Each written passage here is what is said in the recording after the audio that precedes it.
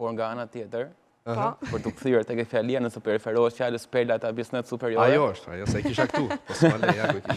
Perla Biznes Superiore e kam çuar të tillë sepse po flasim për derbin e kryeqytetit, derbi Tirana-Partizani dhe siç e tha zoti Yllisheu, pra nuk mund mendohet ndoshta një superiore pa derbin.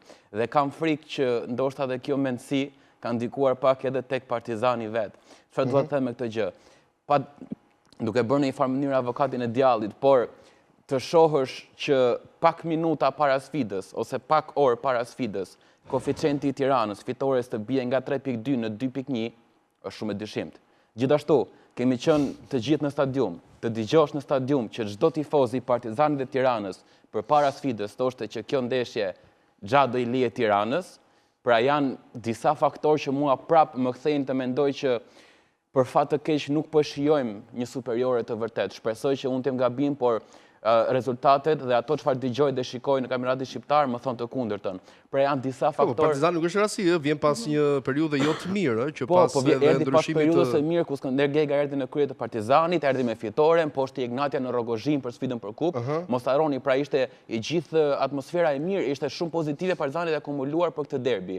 Dhe një Partizan, madje një ditë para sfidës, trajneri Gega tha që derbi luftohet, ka emocion, ka pasion, dhe unë vetëm këtë gjë nuk pas të Partizanin. Ishte një Partizan i çoroditur, i hallakatur që për fat të keq mua më lë shumë hije dyshimi se a është i vërtet ky rezultat apo jo.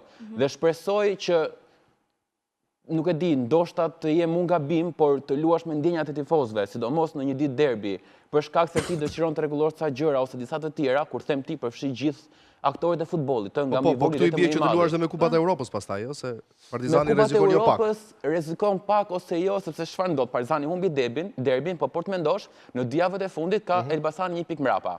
Në këtë javë që vjen, edhe në rast se Partizani humbet dhe Elbasani fiton, Elbasani shkon 2 pikë para. Dhe ndeshja e fundit ku luhet në Arena e Demave Partizani Elbasani. Që mund të fitojë Elbasani. Pra Partizani e ka vetë në dorë pak a shumë. Dhe përpos kësaj ka dhe rrugën e dytë për Europën, që ka dhe Kupën e Shqipërisë, ka fituar sfidën e parë.